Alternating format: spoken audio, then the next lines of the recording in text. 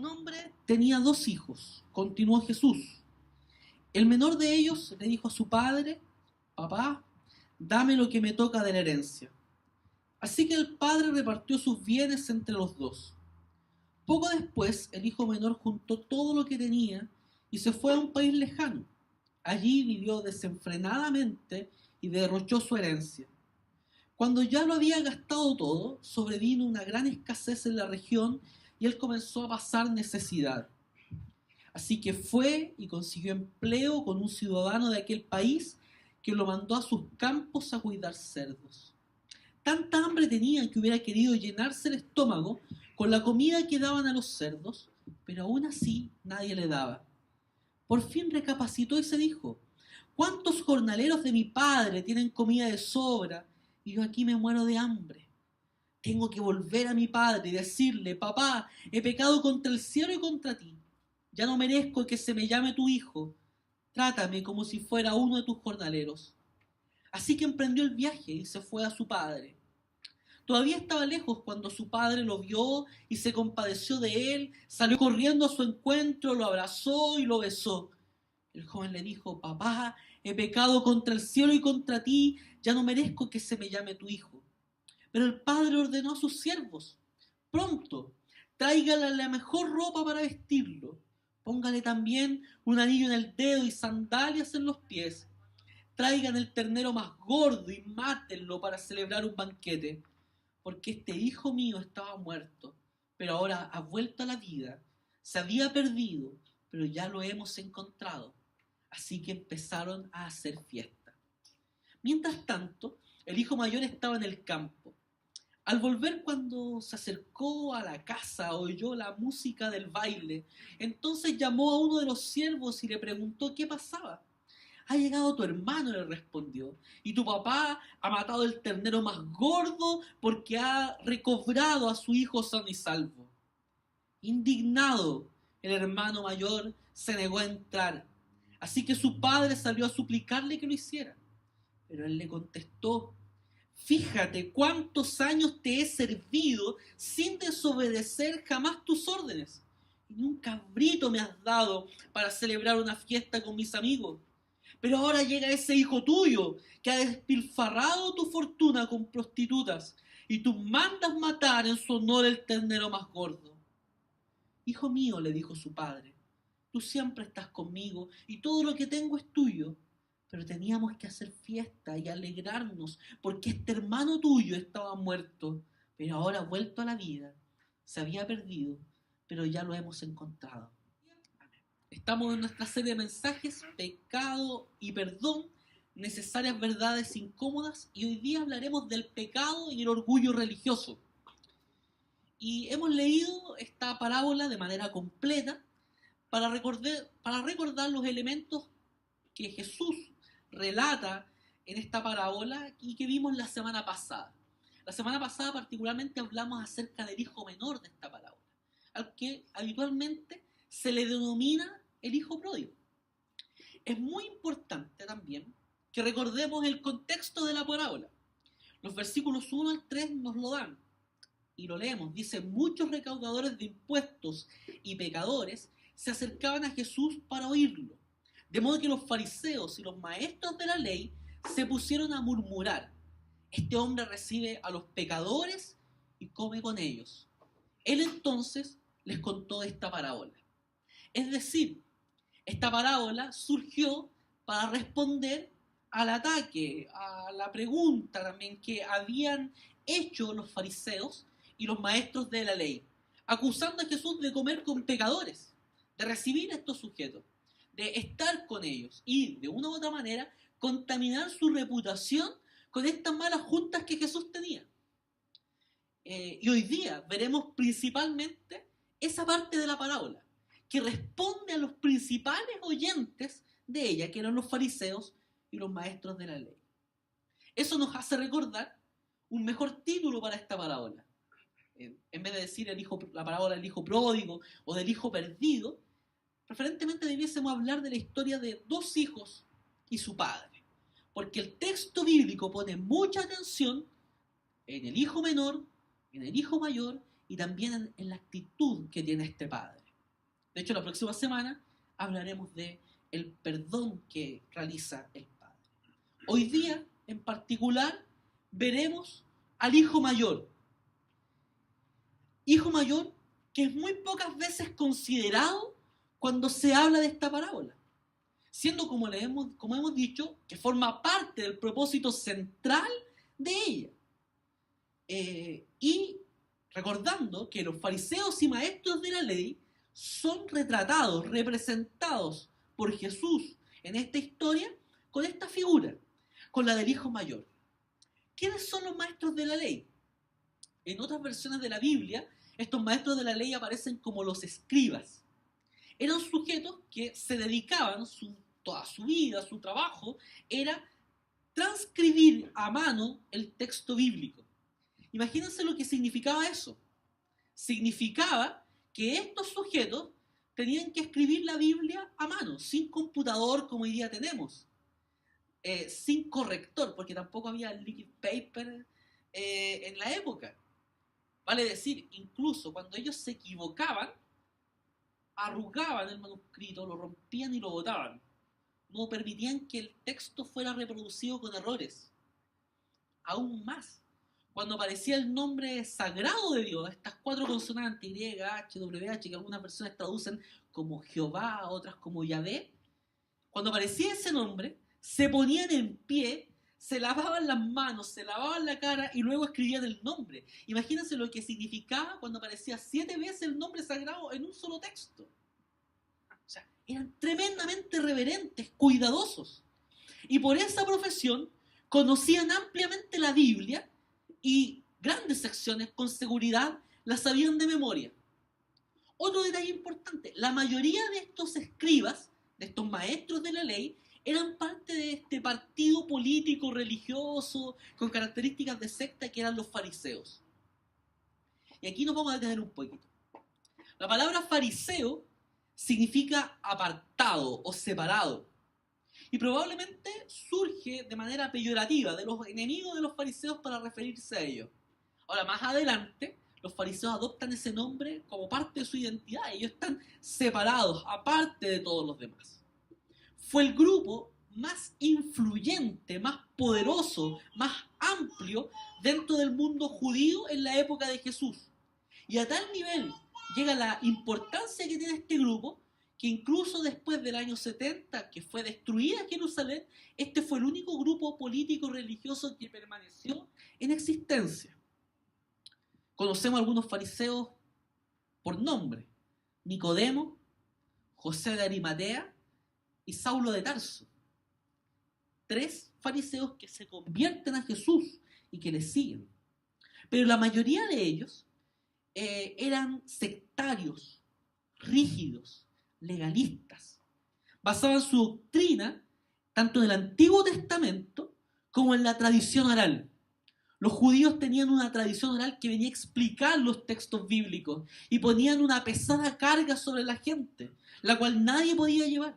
Pero ellos, los fariseos, se jactaban de cumplir estos aspectos. Se les veía constantemente orando en las plazas y en las calles, esperando la aprobación de la gente por todo lo bueno que ellos hacían. Sí, cumplían muchas veces la letra de la ley, pero violaban su espíritu, violaban el propósito por el cual había surgido. Por eso, por ejemplo, cuando vemos el Sermón del Monte, vemos a Jesús decir: oyeron que fue dicho tal cosa, pero yo les digo. Lo que Jesús está haciendo ahí es refutar las enseñanzas de la tradición o las enseñanzas de la ley mal entendidas por los fariseos. Sobre todo porque ellos carecían de verdadera justicia, de misericordia y de fe. Vemos a Jesús también en alguna ocasión recordando en el texto de Oseas: misericordia quiero y no sacrificio.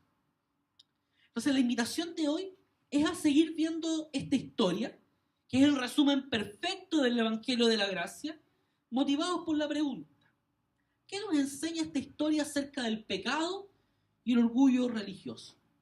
Y lo primero que veremos es que el hijo mayor es también un hijo perdido, es también un hijo pródigo. Versículos 25 al 28, veamos lo que nos dice. Mientras tanto, El hijo mayor estaba en el campo. Al volver, cuando se acercó a la casa, oyó la música del baile. Entonces llamó a uno de los siervos y les preguntó qué pasaba. ¿Qué sucede? Como diría Gary Medel, ¿cierto? Ha llegado tu hermano, le respondió, y tu papá ha matado el ternero más gordo porque ha recobrado a su hijo sano y salvo. Indignado, el hermano mayor se negó a entrar. Así que su padre salió a suplicarle que lo hiciera. Como decíamos, este hijo es representación de los fariseos y de los maestros de la ley.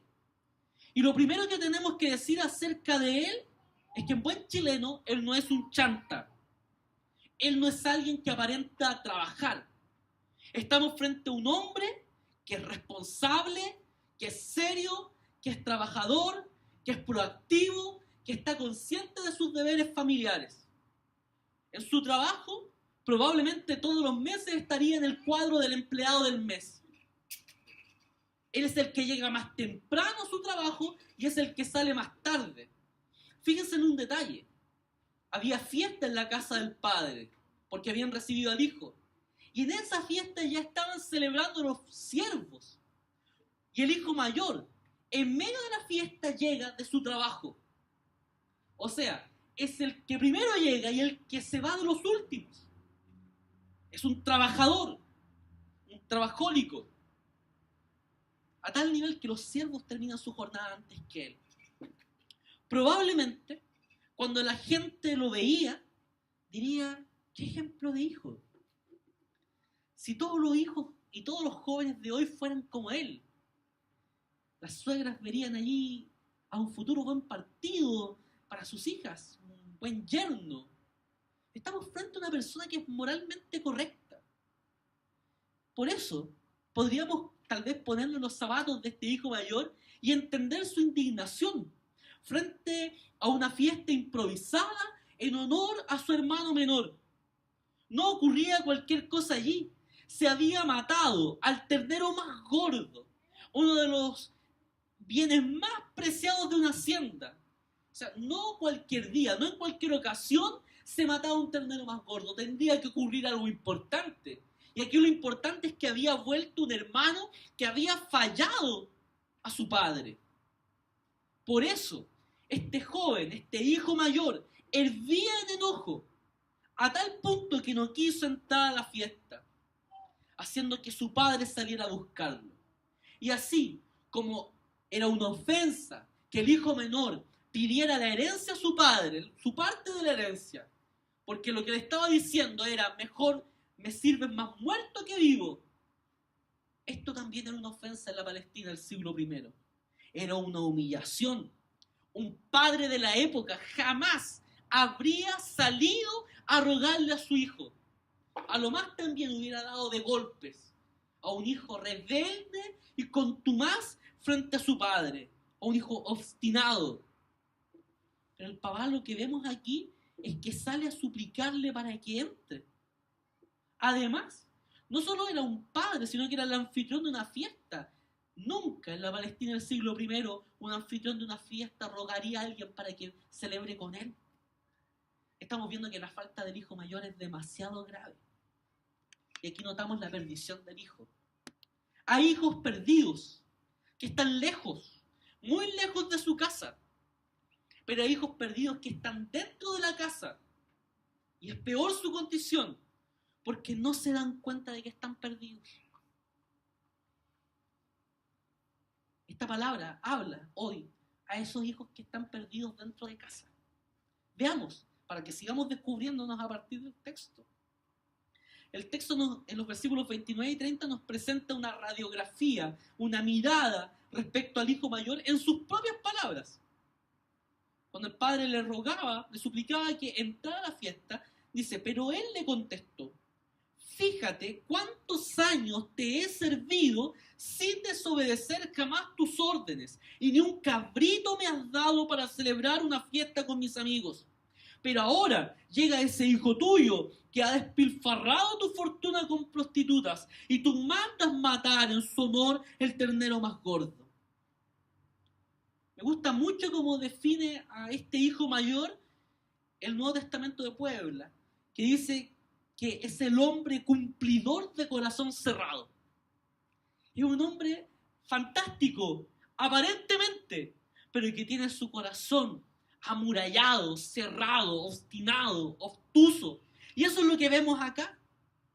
El hijo mayor se define a sí mismo como alguien que ha cumplido todas las reglas, todas las expectativas familiares y sociales. O sea, piensen en un hijo así. El papá quiere que estudie ingeniería y que sea alguien en la vida y saque el mejor puntaje en la PSU, entra a estudiar ingeniería y sale con honores de la universidad. Aspiración social. Él cumple las expectativas de los hijos, del padre, perdón. Y podríamos pensar así de nuestra vida. Todo lo que soy yo lo he logrado. Me he ganado todo. Me he esforzado y he sufrido por todo lo que he conseguido. Esa es la actitud del hijo mayor. Además, es trabajador, es responsable, como decíamos. Se define como alguien que es obediente. Fíjense lo que dice el texto. Te he servido sin desobedecer jamás tus órdenes. Pero increíblemente, esta obediencia es injusta. Sus palabras en el fondo debieran decir lo siguiente: Padre, yo no te amo. Cumplí todas tus reglas para ganarme tu herencia, para merecerla. Porque eso es lo que él estaba esperando. Él sabía, ¿se recuerdan? La semana pasada explicamos, al hijo mayor, al hijo primogénito, le tocaban 2/3 de la herencia. Y al hijo menor, solo 1/3. Ya el padre había vendido lo que le correspondía a su hermano. Por lo tanto, él sabía, él tenía la seguridad que su papá se iba a morir. Por lo tanto, su trabajo no era solo en obediencia, sino que era en beneficio de su propia tierra, de su propia herencia. Era cuestión de tiempo que su padre muriera para que esa tierra pasara a ser suya. Henry Nouwen, en su libro El regreso del hijo pródigo, dice: aparentemente hizo todo lo que un buen hijo debe hacer, pero interiormente se fue lejos de su padre. Trabajaba muy duro todos los días y cumplía con sus obligaciones, pero cada vez era más desgraciado y menos libre.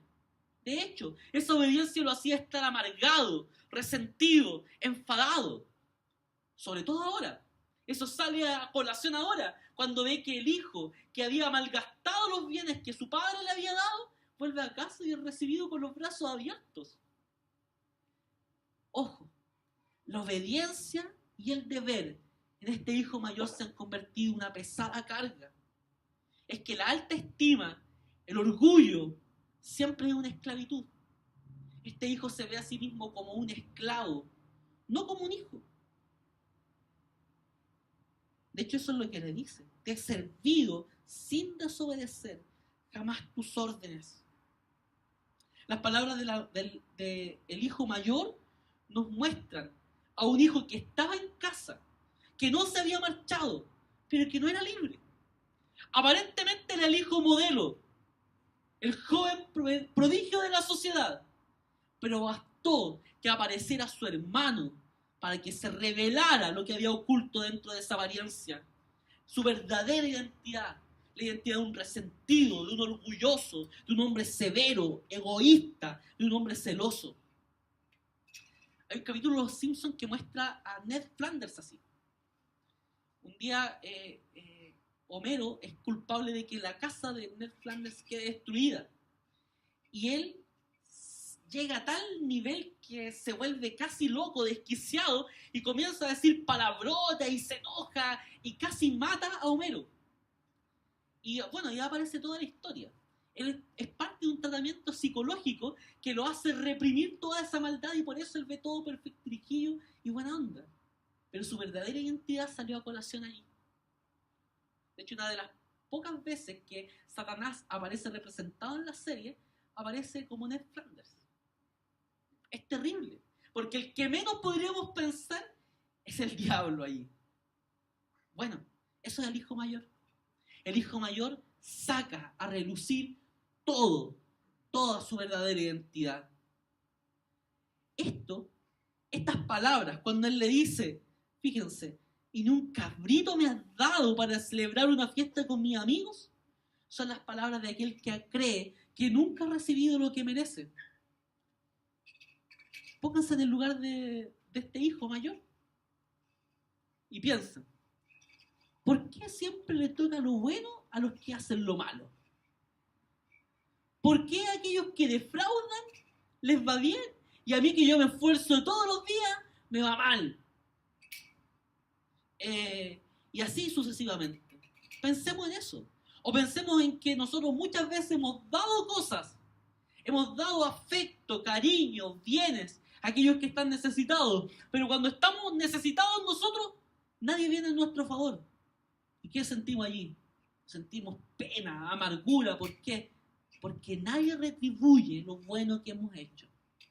Esa es la actitud del hijo mayor. Noé dice que una vez que la queja entra en nosotros, perdemos la espontaneidad hasta el punto de que ya ni siquiera la alegría evoca alegría en nosotros. Esta identidad verdadera sale a relucir en una fiesta, con un motivo de alegría. Pero este hijo mayor, por la rabia que tiene guardada, es incapaz de alegrarse con su padre. Pero eso no es todo. El hijo mayor tiene una mirada sobre los demás también. Cuando uno construye una identidad acerca de uno, por defecto está construyendo una identidad acerca de los otros. Y esta no es la excepción. Fijémonos cómo habla de su hermano. De hecho, primero que todo, no lo ve como su hermano. Cuando habla de él en el versículo 30 dice, pero ahora llega ese hijo tuyo. O sea, está hablando de un hombre que no es su familia. Es el hijo de su padre, pero no es su hermano. ¿Se fijan? Eso pasa graciosamente cuando papás, mamás hablan de los hijos cuando están en el colegio y cuando el hijo se porta mal. Tu hijo hizo tal cosa. Y cuando saca buenas notas, mi hijo sacó un 7, respondió, fue el único, Miguel, en la semana, respondió una pregunta que nadie de sus compañeros pudo responder. Y ahí uno infla el pecho, saca pecho con el hijo que responde de esa manera y dice, mi hijo. Bueno, esa es la actitud de este hermano mayor, de este hijo mayor. Habla de este hijo tuyo. Lo ve como un inmaduro, como un irresponsable, como un flojo, como un inmoral que se acuesta con prostitutas, un chanta. ¿Se ha fijado? Piensen cuántas veces nosotros hemos visto así a los demás. Oh, si yo trabajo en la obra del Señor, si yo voy a predicar, si yo voy a orar, voy a las jornadas de capacitación y los demás no van. Somos chantas. Sí, porque yo también tengo trabajo, también tengo horarios que cumplir, tengo familia. Yo dejo todo eso y voy a cumplir la obra del Señor. Qué terrible actitud. Este hijo tuyo se distancia de su hermano y también se distancia del padre. Porque está hablando de que este hijo tuyo no es su hermano y tampoco tiene una relación con su padre, con su familia. Para él no hay posibilidad de comunión. El hijo está mostrando que es imposible tener unidad con su familia. Y de hecho cae en la calumnia, porque le dice lo siguiente, que ha despilfarrado tu fortuna con prostitutas. El hijo no había despilfarrado la fortuna con prostitutas. No había despilfarrado la fortuna de su padre. Despilfarró la fortuna que el padre le había dado, que era su parte, lo que le tocaba como herencia. Él está agravando la falta del hijo menor. Y además, luego cuando dice que malgasta su dinero con prostitutas, eso, lo más probable, es que haya sido un rumor. Porque cuando Jesús cuenta la historia del hijo menor, no dice nada de estas prostitutas. Entonces el hijo mayor se está haciendo parte de un rumor. Y en caso de que fuera verdad, lo único que está haciendo con eso es mostrar la injusticia del padre. Y aquí llegamos a un aspecto clave. La imagen del hijo mayor respecto al padre. Él lo ve como un hombre injusto. El hijo mayor cree que ha hecho todos los méritos para ganarse todo el amor del padre, porque no ha contradicho ninguno de sus mandatos. y quiere ser recompensado y quiere que su hermano sea castigado, pero ve todo lo contrario. De hecho, fíjense cómo lo trata. Le dice, fíjate, se comporta escandalosamente, no mostrando respeto, deferencia hacia los mayores, que era una conducta esencial de la cultura. De hecho, cuando el padre ve una respuesta como esa, también podría haber echado a patadas a su hijo de su casa, haberlo deshonrado. Este hijo estaba matando el honor de su papá con esa arrogancia, con esa actitud inmisericordia. La misericordia del padre es un atentado para el orgullo de este hijo. Está molesto por el costo de lo que esto está costando. Ve que se mató al ternero más gordo y él dice, ni siquiera tú me has dado un cabrito. Uno que no viene del campo tal vez no logra entender la importancia de esto. Pero imagínense que salimos del culto, vamos y compramos un pollo asado y al hijo menor, al que se portó más mal, le dan la pechuga o el truto, dependiendo de la presa que más le guste a usted. Piense en la presa del pollo que más le gusta. Bueno, pero imaginemos que es la pechuga. Le dan la pechuga y a usted le dan la alita. O el pedacito de cogote que viene allí. El hijo mayor está diciendo eso. Papá, tú me diste ni siquiera me has dado una ínfima parte para gozarme con mi amigo. Y viene este hijo tuyo que ha malgastado todo y le das todo. Pero aún más. Y esto lo veremos con más detalle la próxima semana. El papá, cuando recibe al hijo, una de las cosas que le da es un anillo. Y cuando un padre le da un anillo a su hijo, es que lo está reconociendo como hijo suyo y como heredero de todas sus posesiones, de todas sus pertenencias. Entonces lo que el papá está diciendo con esto es que cuando yo me muera, vamos a dividir nuevamente la porción de la tierra. Y te va a tocar nuevamente un tercio, ahora de esta porción disminuida. Y el hijo mayor estaba enojado por eso, porque le iban a restar una parte de la herencia que él había trabajado con tanto esfuerzo. Y esto para este hijo es sumamente injusto. Es sumamente injusto. Él no puede entender eso. Por eso es como que si le dijera al papá, tú no tienes derecho a tomar decisiones solo. Merezco ser consultado. Estás dividiendo lo que me corresponde. Por eso está molesto por la autoridad del padre y también busca sacársela de encima. Así como el hijo menor que huye de casa para no seguir obedeciendo las reglas de su padre. Este hijo mayor lo único que quiere es dejar de obedecer a su padre. Y su estrategia aquí había sido la obediencia. Timothy Keller en El Dios Pródigo dice que el mensaje es impactante. La obediencia a las leyes de Dios puede servir como una estrategia para rebelarnos contra Él. ¿Por qué tú cumples los mandamientos de Dios? ¿Para ser tú quien merece la salvación? ¿Para ser tú quien merece ganar las bendiciones, la prosperidad que Dios te da? Porque si yo hago, recibo tal cosa a cambio.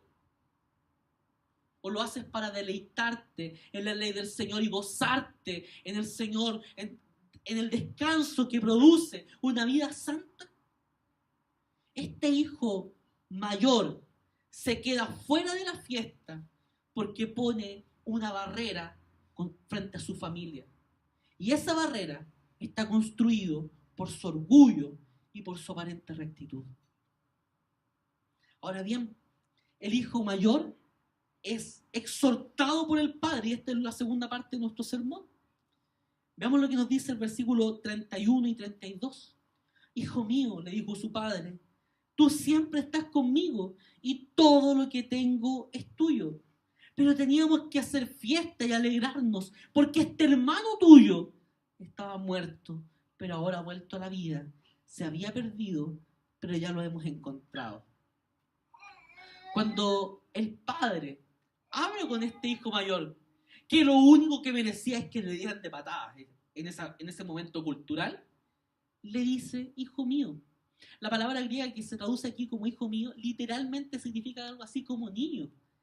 Como que el papá le está diciendo, a ver, mi niño, quiero hablar contigo. Es un padre que habla con cariño, con ternura, a un hijo que se le está mostrando obstinado. Piensen en los receptores de esta parábola. Cómo deben sentirse al escuchar que un hijo, nuevamente, otro hijo en este caso, está ofendiendo a su padre y el padre responde con cariño, con ternura. Le dice, tú siempre estás conmigo.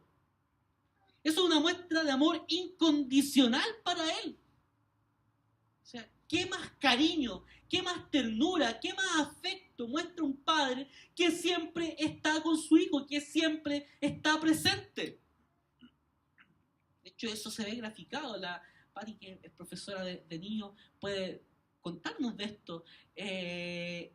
Los niños dibujan, cuando dibujan a sus familias y ponen un padre en el centro de la familia y lo ponen con manos, con dedos, están mostrando un padre que es presente, que es activo en el dar a sus hijos.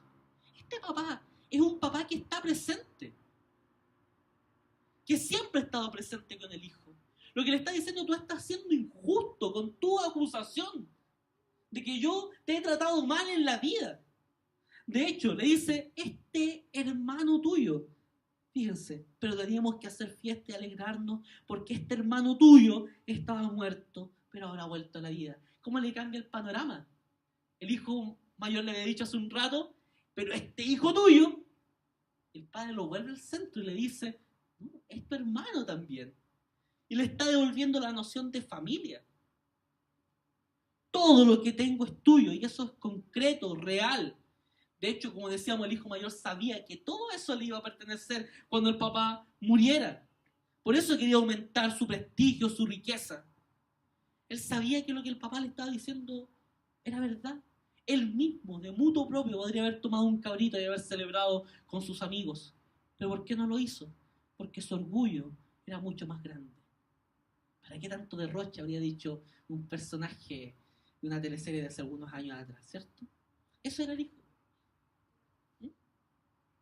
El resultado de la exhortación. Fíjense cómo termina esta parábola. A diferencia del hijo pródigo, del hijo menor, que sabemos que llega a la casa, que es recibido por el abrazo tierno de un padre, que es restaurado como su hijo, aquí el final queda inconcluso. No sabemos qué pasa. Entra el hijo mayor a la fiesta, se va de la casa, se mantiene enojado, no sabemos. Y es porque el verdadero público de esta historia son los fariseos y maestros de la ley, los hermanos mayores. Jesús, al terminar esta historia de esta manera, los está interrogando. Le está diciendo, ¿van a escuchar al Padre y van a volver al hogar o se van a mantener en el rechazo de esta verdad? Keller habla aquí que Jesús, el narrador de la historia, Timothy Keller en su libro El Dios Pródigo dice esto, Jesús, el narrador de la historia, deja de manera intencional al hermano mayor en su estado alejado. El hijo malo va a la fiesta del padre, pero no así el hijo bueno. El amante de las prostitutas es salvado, pero el hombre de la rectitud moral aún está perdido. Casi podemos oír resoplar a los fariseos cuando termina la historia. Era totalmente opuesta a todo lo que ellos habían predicado. Claramente. O sea, esta historia termina sin saber lo que pasa porque Jesús está penetrando con una espada de 2 filos el corazón de los fariseos y maestros de la ley, que creían que para ser salvo, para merecer el favor divino, había que hacer buenas obras. No entendían absolutamente nada de la gracia, nada del evangelio. Por eso buscaban construir su propia identidad con las cosas buenas que ellos hacían. Y aquí esto nos lleva a la tercera parte del sermón. El hijo mayor es un orgulloso fariseo. Este mensaje es claro. Todo lo que la Biblia nos enseña respecto a los pecadores que se arrepienten nos muestran que cuando eso sucede, hay gozo en los cielos. Hay una fiesta cuando un pecador se arrepiente. Pero cuando los pecadores se arrepienten, los fariseos se disgustan con eso. Ellos no soportan ver a un pecador arrepentido recibiendo bendiciones de parte de Dios cuando no han hecho absolutamente nada para merecerlo. Ese corazón que no se goza cuando un pecador se arrepiente es el corazón de una persona inconversa. Los creyentes debemos regocijarnos cuando alguien recibe una muestra de la gracia de Dios, aunque esa persona sea nuestro peor enemigo.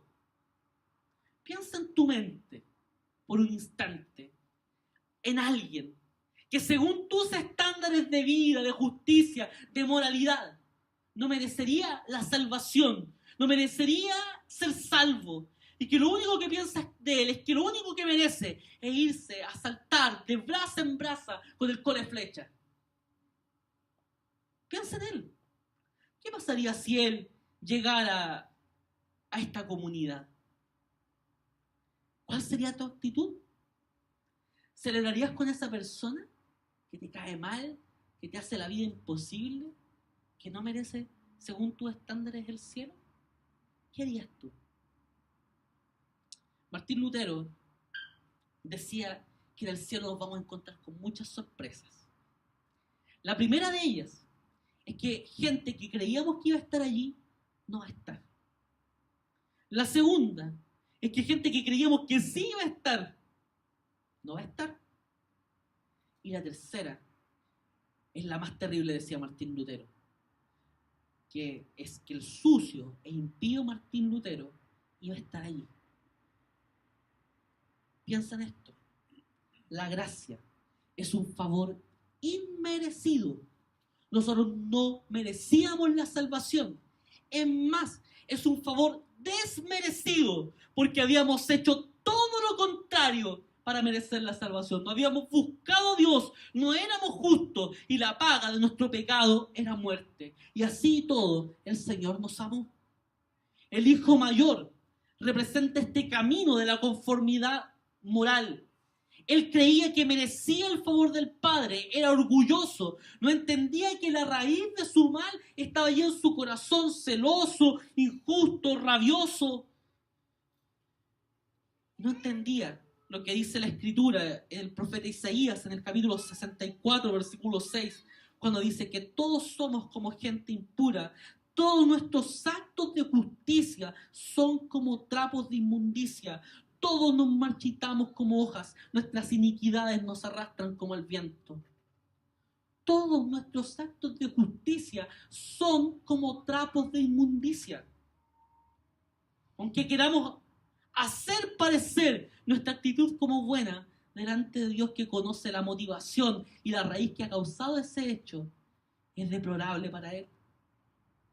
Los trapos de inmundicia en la época del profeta Isaías eran lo que hoy día serían las toallas higiénicas usadas.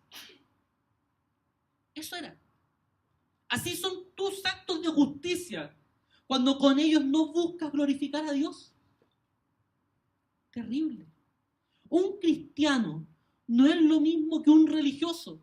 Si tú crees que por tu bondad te ganas el favor de Dios, estás profundamente equivocado. Cuando hago las cosas para que Dios me bendiga, me prospere, me estoy declarando como mi propio Salvador. Estoy creyendo que puedo ser salvo por mi esfuerzo, por mi piedad. Y aquí, cuando creemos ese tipo de cosas, hay una mala noticia que yo tengo la responsabilidad como predicador del Evangelio de anunciarte. Que no importa cuánto te esfuerces, jamás vas a cumplir el estándar para llegar al cielo. No importa cuán bueno intentes ser, jamás te vas a ganar el cielo.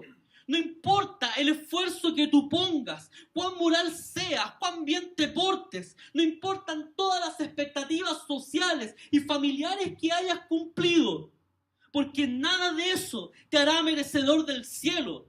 Porque en un corazón que ve que su propio esfuerzo lo puede salvar, solo muestra su egoísmo. Hiciste eso para que Dios te diera algo a cambio.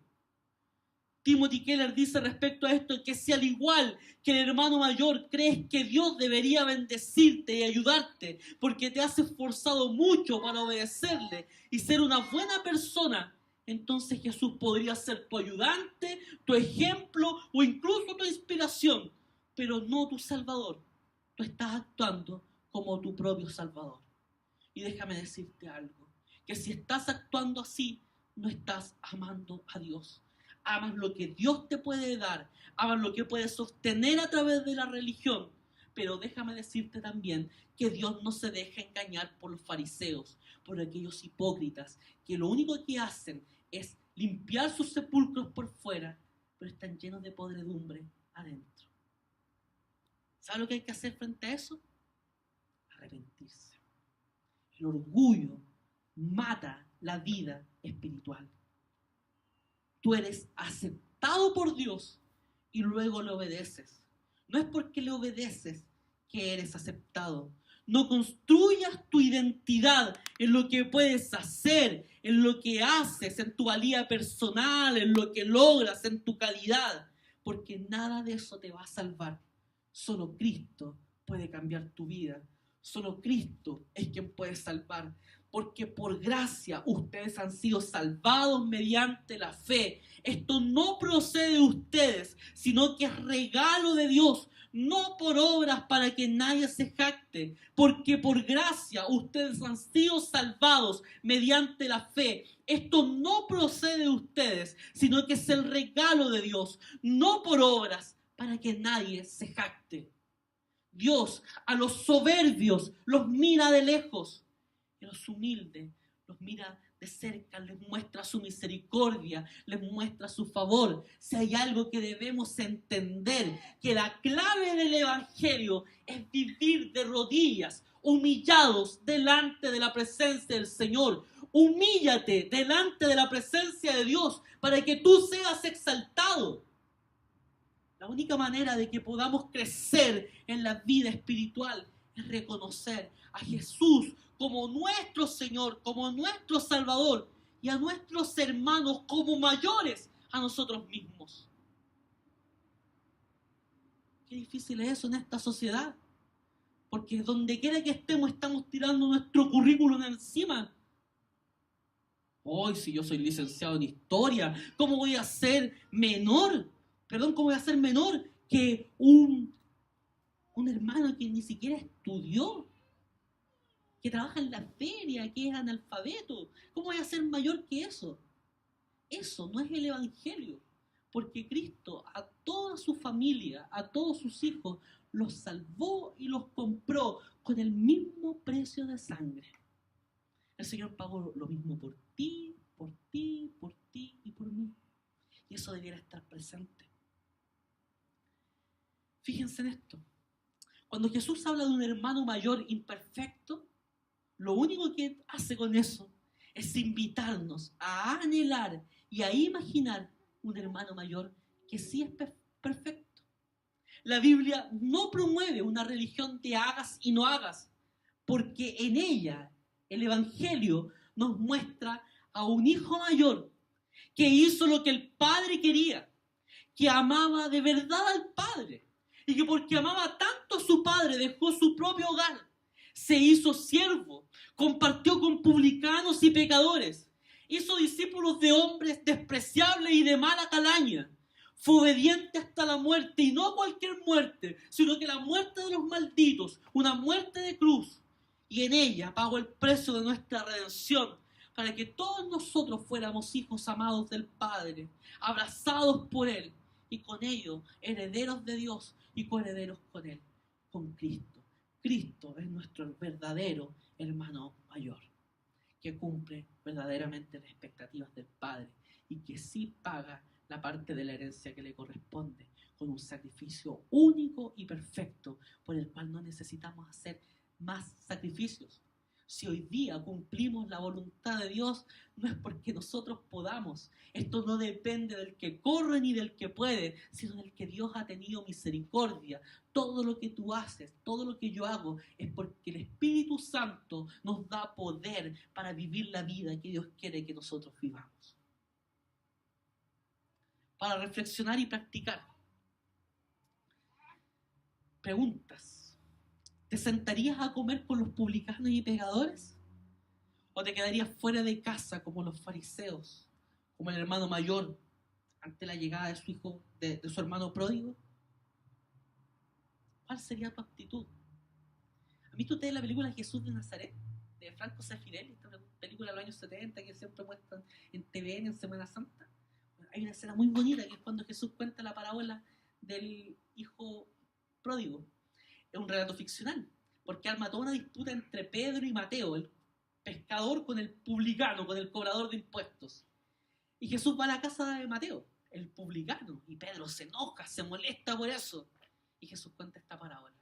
Y cuando la cuenta, Pedro se reconoce como el hijo mayor y entra a la casa del publicano, se abraza con él y se reconcilia. Esa escena, que es ficcional, que no aparece en la Biblia, refleja e interpreta correctamente lo que la Biblia está diciendo. Si tú eres un hermano mayor y ves con desprecio a tus hermanos menores, hoy es el día que cambias de actitud.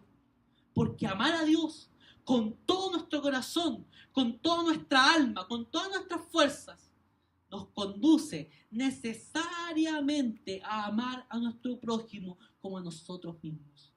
Juan, en su primera carta, dice: ¿cómo es posible decir amar a Dios si no amamos a nuestro hermano, a quien vemos? Debería ser mucho más fácil amar a nuestro hermano. Henry Nouwen, en su libro El regreso del hijo pródigo, dice lo siguiente, hace unas muy buenas preguntas que yo quisiera replicar para ustedes hoy. ¿Puede el hijo mayor que está en mi interior volver a casa? ¿Puedo ser encontrado como lo fue el hijo menor? ¿Cómo puedo volver cuando estoy perdido en el rencor, cuando estoy atrapado por los celos, cuando estoy prisionero de la obediencia y del deber vividos como esclavitud? ¿Puedes dejar esa actitud de hermano mayor? La respuesta que el mismo autor da es contundente. Solo puedo ser curado desde arriba, desde donde Dios actúa. Lo que para mí es imposible, es posible para Dios. Para Dios nada es imposible. Solo Dios puede cambiar tu corazón. Hoy, si te has comportado como el hijo mayor, es necesario que te arrepientas. Glorificar a Dios y gozar de Él para siempre es el perfecto antídoto, el mejor remedio para esa actitud de hermano mayor. En todo lo que hagas, no te glorifiques a ti mismo. Dale la gloria a Dios y descansa en el gozo que produce estar en los brazos del Padre, en el Padre que te dice: tú eres mi hijo amado. Esto que hemos visto hoy día, es la predicación del Evangelio. Es la mala noticia para personas que creen salvarse a sí mismos, pero es la buena noticia de que en Jesucristo, el Hijo de Dios, hay salvación. Dios muestra su amor para con nosotros los pecadores, en que siendo aún pecadores, Cristo murió por nosotros.